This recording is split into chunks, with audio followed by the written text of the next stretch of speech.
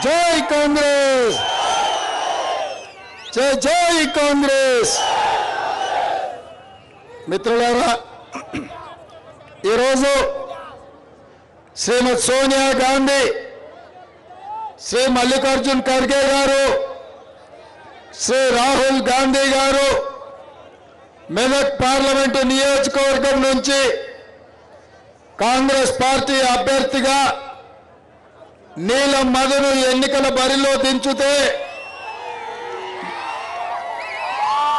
మీ అభిమాన నాయకుడు కాంగ్రెస్ పార్టీ పటాన్ చెరువు శాసనసభ నియోజకవర్గ ఇన్ఛార్జ్ కాటా శ్రీనివాస్ గౌడ్ నేతృత్వంలో పెద్ద ఎత్తున ఈ సమావేశాన్ని ఏర్పాటు చేసి నీలం మధును ఆశీర్వదించడానికి, కాంగ్రెస్ పార్టీని గెలిపించడానికి వేలాది మంది తరలి వచ్చినందుకు మీకు అందరికీ మనస్ఫూర్తిగా కృతజ్ఞతలు, ధన్యవాదాలు. ఈ కార్యక్రమంలో నిర్మలా జగ్గారెడ్డి గారు, మెదక్ శాసనసభ్యులు మిత్రుడు రోహిత్ రావు గారు, మెదక్ ఉమ్మడి జిల్లా ఇన్ఛార్జ్ మంత్రివర్యులు సోదరిమణి కొండా సురేఖ గారు, మా సోదరుడు, నాకు అత్యంత సన్నిహితుడు, వైద్య ఆరోగ్య శాఖ మంత్రి దామోదర్ రాజ నరసింహ గారు, అదేవిధంగా మెదక్ జిల్లా నుంచి వచ్చిన కాంగ్రెస్ పార్టీ ముఖ్య నాయకులు, మండల నాయకులు, గ్రామ శాఖ అధ్యక్షులు, ఎంతో డాన్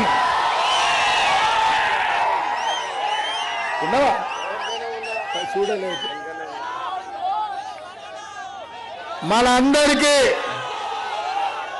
మనందరం అభిమానం చూపించే సంగారెడ్డి కింగ్ జగన్తో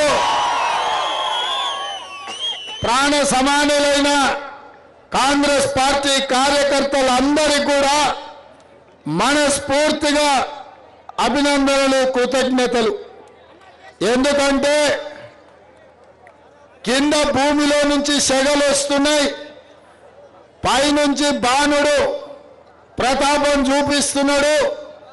ఎర్రటెండ ఉన్నా వేలాది మంది ఇక్కడ నిలబడి ఇంత గొప్ప కార్యక్రమాన్ని ఏర్పాటు చేసినాక మీ అందరినీ చూసిన తర్వాత పటాన్ చెరువు శాసనసభ నియోజకవర్గం నుంచి నీలం మధుకు తప్పకుండా 50,000 ఓట్ల మెజారిటీ ఇచ్చి,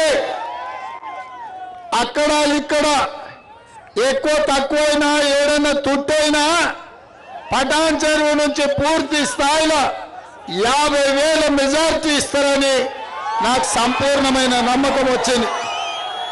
నేను ఈ వేదిక మీద నుంచి నీలం మధుకు, కాటా శ్రీనివాస్కి సూచన చేస్తున్నా, మీ ఇద్దరు జోడెద్దుల్లాగా, రామ లక్ష్మణులాగా కలిసి పని చేయండి. నేను మా దామన్న మీ రాజకీయ భవిష్యత్తును, మీ అవకాశాలను చక్కదిద్దే బాధ్యత మేము తీసుకుంటాం.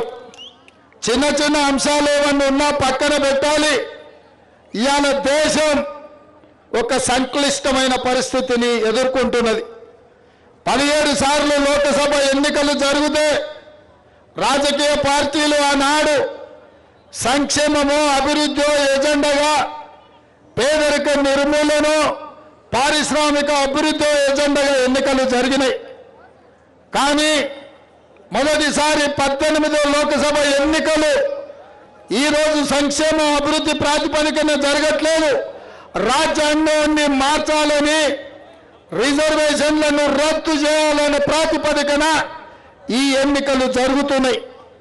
అందుకే మా ఎస్సీ, ఎస్టీ, బీసీ, మైనారిటీ సోదరులను నేను విజ్ఞప్తి చేయదలుచుకున్నా. ఆనాడు డాక్టర్ బాబాసాహెబ్ అంబేద్కర్ మనకు ప్రసాదించిన రాజ్యాంగం ద్వారా వచ్చిన రిజర్వేషన్లను కల్పించిన మానవ హక్కులను సమానమైన అవకాశాలను ఇవాళ భారతీయ జనతా పార్టీ బీజేపీ ఇవాళ రద్దు చేయాలని కుట్ర చేస్తున్నది. ఇదే కాదు, మతాల మధ్యన, భాషల మధ్యన, ప్రాంతాల మధ్యన, మనుషుల మధ్యన, మన మధ్యన చిచ్చు పెట్టి మనం కత్తులతోని పొడుచుకునే ప్రణాళికలు బీజేపీ రచిస్తుంది. ఇది ఏమాత్రం కూడా మన ప్రాంతానికి మంచిది కాదు. ఇవాళ పెద్దలు దామోదర్ రాజనరసింహ గారు చెప్పినట్టు ఆనాడు మెదక్ పార్లమెంటు నుంచి శ్రీమతి ఇందిరాగాంధీ గారు ప్రాతినిధ్యం వహించి ఈ దేశ ప్రధానమంత్రిగా ఈ ప్రాంతంలో పటాన్చెరు పారిశ్రామిక వాడను, బిహెచ్ఎల్, బీడీఎల్, అదేవిధంగా ఇక్కడ ఉండే ఆర్డినెన్స్ ఫ్యాక్టరీలు, ఇక్రిసాట్ సంస్థలు, ఈ ప్రాంతంలో వేలాది చిన్నవి పెద్దవి పరిశ్రమలు వచ్చి దేశంలో నలుమూలల నుంచి, విదేశాల నుంచి, బీహార్, ఉత్తరప్రదేశ్, రాజస్థాన్ లాంటి ప్రాంతాల నుంచి కూడా వేలాది మంది ఇక్కడికి వచ్చి ఉద్యోగ ఉపాధి అవకాశాలు పొందుతుంటే మా మెదక్ జిల్లా ప్రజలు, మా పటాన్చెరు సోదరులు అక్కున చేర్చుకొని కడుపులో పెట్టుకొని చూసుకున్నారు. ఇవాళ ఈ పటాన్చెరు ప్రాంతం ఒక మినీ ఇండియా. భారతదేశంలో ఎన్ని భాషలు ఉన్నాయో, ఎన్ని కులాలు ఉన్నాయో, ఎన్ని మతాలు ఉన్నాయో ఇవాళ పటాన్చెరులో ఎత్తుకుతే ప్రతి ఒక్కరు దొరుకుతారు. కానీ కులాలకు, మతాలకు, ప్రాంతాలకు, భాషలకు అతీతంగా సోదరులలాగా కలిసిమెలిసి ఉండి దేశానికే ఉత్పత్తిని అందించే పారిశ్రామిక వాడగా ఇవాళ పటాన్చెరుకు పేరు వచ్చింది. మా మిత్రుడు శ్రీనివాస్, ఇక్కడ మౌలిక వసతులు లేవు, మిషన్ భగీరథలో తాగడానికి నీళ్లు రాలేదు, కొత్త కాలనీలు, కొత్త ప్రాంతాలు వస్తున్నాయి. ప్రత్యేకమైన ప్రేమ చూపించి ఈ ప్రాంతాన్ని అభివృద్ధి చేయాలని శ్రీనివాస్ అంటున్నాడు. కానీ నేను మా కార్యకర్తలకు మాట చెప్పదలుచుకున్నా, మొన్న శ్రీనివాస్ని ఎమ్మెల్యేగా గెలిపించుంటే ఈ బాధలు తప్పేటివి, ఈ ప్రాంతానికి నిధుల వరద పారేది. కానీ మన ప్రత్యేకమైన పరిస్థితుల్లో అది జరగకపోయినా కాంగ్రెస్ పార్టీ పక్షాన పటాన్చెరు ఎమ్మెల్యే అంటే కాట శ్రీనివాస్ గౌడే అని నేను చెప్పదలుచుకున్నా. కానీ ఇవాళ చట్టసభల్లో మీ సమస్యలు మాట్లాడాలన్నా, కేంద్ర ప్రభుత్వం నుంచి నిధులు తేవాలన్నా, మీ ప్రాంతానికి గోదావరి జలాలు రావాలన్నా, మీ ప్రాంతానికి మెట్రో రైళ్లు తేవాలన్నా ఢిల్లీలో కూడా మనం పని చేయాల్సిన అవసరం ఉంది. ఇదే కాదు, మా మాదిగ సోదరుల ఏబిసిడి వర్గీకరణ కేసు సుప్రీంకోర్టులో ఉన్నది. దాన్ని ప్రత్యేకంగా పెద్దలు దామోదర్ రాజనరసింహ గారు పర్యవేక్షిస్తున్నారు. మరి ఆ వర్గీకరణకు సంబంధించి ఢిల్లీలో ఉరుకు అని అంటే ఉరకనికే మనకు నీళ్ల మధు ఢిల్లీలో ఉండాలి. ఇదే కాదు, మా ముదిరాజ్ సోదరులు బీసీ డి గ్రూప్ నుంచి బీసీ ఏ గ్రూప్లోకి మారవాలన్నా ఆ కేసు కూడా సుప్రీంకోర్టులో ఉంది. మరి న్యాయవాదుల దగ్గరికి పోవాలన్నా, సుప్రీంకోర్టులో బలమైన వాదన వినిపించాలన్నా నీల మధు ఢిల్లీలో ఉండాల్సిన అవసరం ఉన్నది మిత్రులారా. అందుకే ఇవాళ ఈ ప్రాంతం ఆనాడు ఇందిరాగాంధీ గారు ఉన్నప్పుడు ఏ అభివృద్ధి అయితే జరిగిందో డాక్టర్ వైఎస్ రాజశేఖర రెడ్డి గారు, పెద్దలు దామోదర్ రాజనరసింహ గారు 2004 నుంచి 2014 వరకు 10 సంవత్సరాలు ఈ ప్రాంతాన్ని ఎట్లా అభివృద్ధి చేసిరో మళ్ళీ 2024 నుంచి 2034 వరకు మళ్ళీ వారు, నేను, ఆనాడు వైఎస్ఆర్ దామోదర్ రాజనరసింహ గారు ఏ విధంగా అయితే ఉమ్మడి జిల్లా మెదక్ అభివృద్ధి కోసం పనిచేసిండ్రో ఇవాళ నేను, పెద్దలు దామోదర్ రాజనరసింహ గారు అదే రకమైన అభివృద్ధిని ముందుకు తీసుకువెళ్తామని చెప్పి నేను మీకు అందరికి విజ్ఞప్తి చేస్తున్నా. అందుకే మిత్రులారా, గత 25 సంవత్సరాల నుంచి నరేంద్ర బైసాప్ నుంచి మొదలు పెడితే మొన్నటి కొత్త ప్రభాకర్ రెడ్డి వరకు ఈ ప్రాంతంలో బీజేపీ వాళ్ళు బీఆర్ఎస్ వాళ్ళు ఎంపీగా ఉన్నారు. ఏమి జరిగిందో మీరు చూసిండ్రు, ఎంత అన్యాయం చేసిండ్రో మీ కళ్ళ ముందర ఉన్నది. అందుకే ఇవాళ నిలబడ్డ అభ్యర్థులు కూడా ఎవరో కొత్త వాళ్ళు కాదు. మొన్నటి వరకు దుబ్బాక ఎమ్మెల్యేగా ఉన్న రఘునందన్ రావు గారు ఇవాళ బీజేపీ అభ్యర్థి, ఇవాళ బీఆర్ఎస్ అభ్యర్థి. ఆయన గురించి నేను చెప్పాల్సిన పని లేదు. మల్లన్న సాగర్లో ఏటిగడ్డ కిష్టాపూర్తో పాటు 14 గ్రామాలు కానీ, కొండపోచమ్మ రిజర్వాయర్లో కానీ, ఈ ప్రాంతంలో ప్రాజెక్టులలో మెదకు జిల్లా రైతులను ముంచి పోలీసులతో తన్నించి పోలీసు బూట్లతో తొక్కిచ్చిన దుర్మార్గుడు ఎవరైనా ఉన్నారంటే బీఆర్ఎస్ ఎమ్మెల్సీ ఈనాటి పార్లమెంట్ అభ్యర్థి. ఆయనకు ఆల్రెడీ అదే విధంగా ఇక్కడ సోదరు చెప్తున్న గిన్నె ఆయన దుకాణం ఉంది, 100 ఎకరాలు తెల్లాపూర్లో ఆక్రమించుకున్నాడని. మీ భూములు ఆక్రమించుకొని మీ ఆస్తులు మల్లన్న సాగర్లో ముంచి 1000 కోట్లు సంపాదించి అవి సరిపోలేదని 100 కోట్లు కేసీఆర్ హరీష్ రావుకి ఇచ్చి మళ్ళీ ఎంపీగా మీ దగ్గరకు వచ్చాడు. నేను అడుగుతున్నా సోదరులారా, ఆయన ఎమ్మెల్సీగా ఉన్నాడు ఆల్రెడీ, ఇంకా 5 ఏళ్ళు ఉంది ఆయన నౌకరి. ఒకటి ఉండగానే ఇంకొకటి అడుగుతుండ్రు. ఇదేమన్నా పెళ్ళి అనా, ఓ పెళ్ళి ఉంటే 2 పెళ్ళి చేసుకోనికే కుర్చీ మీద కుర్చీ వేస్తారా? కుర్చీ మీద ఏమన్నా కుర్చీ వేస్తారా? లేకపోతే పెగ్గు మీద పెగ్గేసినట్టు 2 పదవులు ఉంటాయా? కేసీఆర్ మరి వేసినప్పుడు ఇచ్చిండో, టికెట్ దిగినప్పుడు ఇచ్చిండో నాకు తెలియదు. ఆల్రెడీ ఎమ్మెల్సీ ఇచ్చిండు, ఏడాది తిరగకుండే మళ్ళీ ఎంపీ టికెట్ ఇచ్చిండు. ఇవాళ బీఆర్ఎస్ అభ్యర్థి ఓడిపోతే ఆయనకు ఊడేదేంది లేదు, పోతే ఒక 400-500 కోట్లు పోతాయి. మందిని ముంచిన సొమ్మే కదా, మనల్ని దోసుకున్న సొమ్మే కదా. కాబట్టి ఇచ్చింది తీసుకోండి, తెచ్చింది గుంజుకోండి, అంగిలాగు గట్టిగా ఉంటే ఇడిపించుకోండి, అవి కూడా మన సొమ్మే. అన్ని తీసుకున్నాక తూర్పుకు తిరిగి దండం పెట్టమని చెప్పి సలాకితోని వాత పెట్టు. అందుకే మిత్రులారా, నిన్న మొన్న బీజేపీ నాయకులు, ఈ దేశ ప్రధానమంత్రి నరేంద్ర మోడీ గారు, అమిత్ షా గారు వచ్చారు. 10 ఏళ్ళు వాళ్ళే కదా ప్రధానమంత్రిగా ఉన్నది, హోంమంత్రిగా ఉన్నది.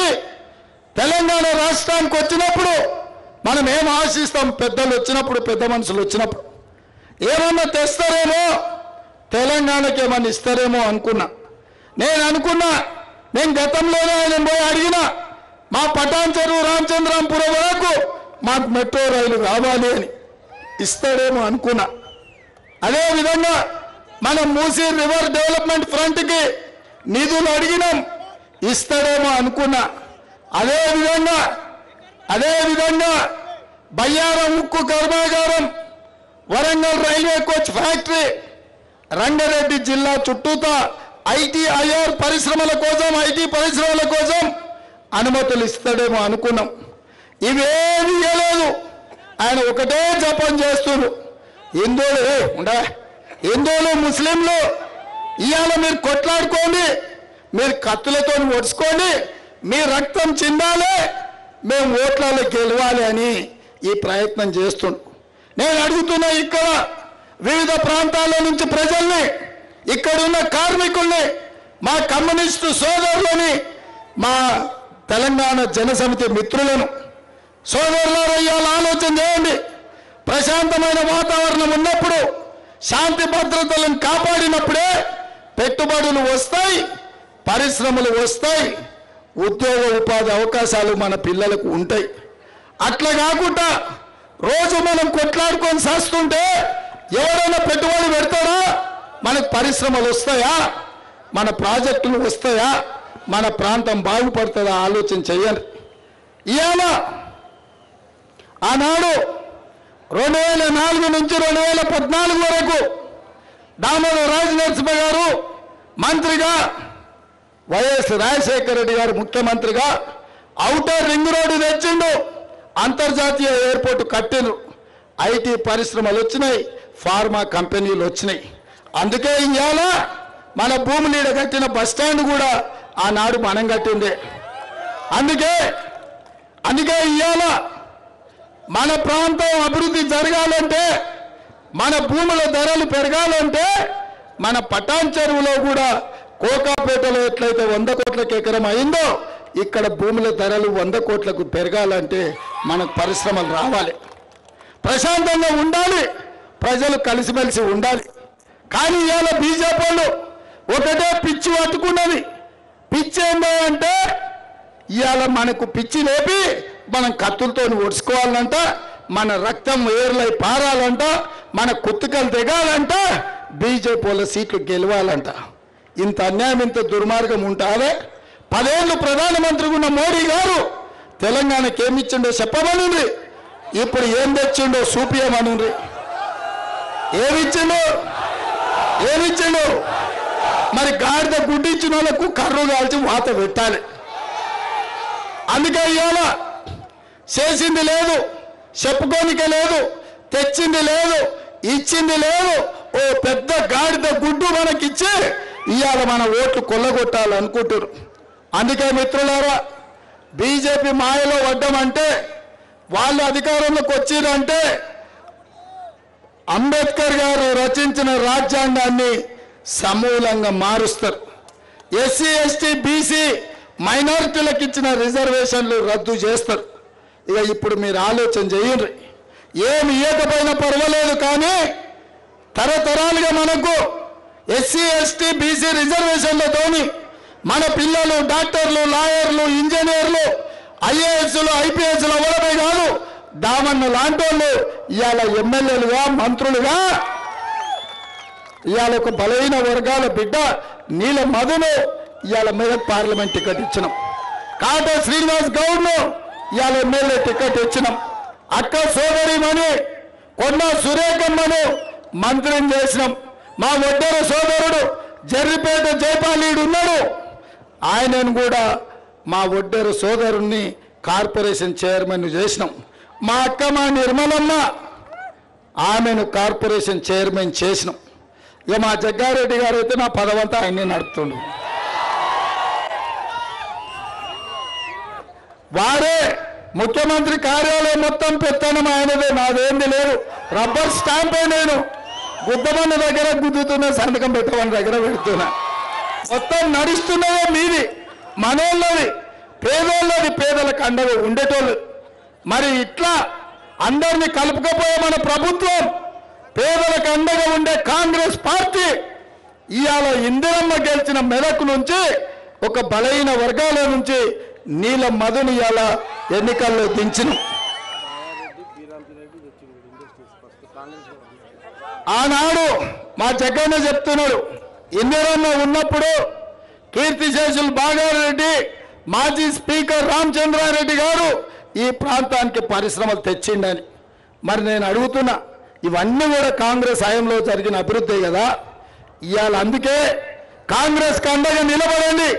ఈ దేశంలో అభివృద్ధి జరగాలి, పరిశ్రమలు రావాలి, పిల్లలకు ఉద్యోగాలు రావాలి, ఎస్సీ ఎస్టీ బీసీ రిజర్వేషన్లు ఉండాలి, రాజ్యాంగం రద్దు కాకూడదు అంటే కాంగ్రెస్ పార్టీ గెలవాలి. నీల మధుకు అండగా నిలబడండి. మీరందరూ కాంగ్రెస్కు అండగా ఉంటామని మీరందరూ మాట ఇస్తున్నారు కదా. పటాన్ చెరువు అసెంబ్లీ నుంచి 50,000 మెజార్టీ ఇస్తారు కదా, ఇస్తారా? 50,000 ఇస్తారు కదా, ఇస్తారు కదా, ఇస్తారు కదా. 50,000 పటాన్ చెరువు 1,00,000 ఓట్లతో మెదక్ పార్లమెంటు నీల మధు గెలవాలి. నేను 1,00,000 అంటే మీరు పక్కా అనాలి. ఓకేనా? రెడీ? రెడీ? 1,00,000 1,00,000 1,00,000 1,00,000 1,00,000 1,00,000 1,00,000 1,00,000 1,00,000 1,00,000 1,00,000 1,00,000 1,00,000 జై కాంగ్రెస్, జై జై కాంగ్రెస్. హస్తం గుర్తుకే, హస్తం గుర్తుకే. ధన్యవాదాలు సోదరులారా. ప్రియాంక గాంధీ గారు కామారెడ్డికి వస్తున్నారు 2 గంటలకు. ఈడున్న కాంగ్రెస్ పార్టీ కార్యకర్తలు కామారెడ్డి దగ్గరికి రాండి. శంకర్పల్లి రోడ్ అండ్ షోలో మధు చెప్తున్నాడు 50,000 ఇవ్వండి, మేము అన్ని మంజూరు చేస్తాం.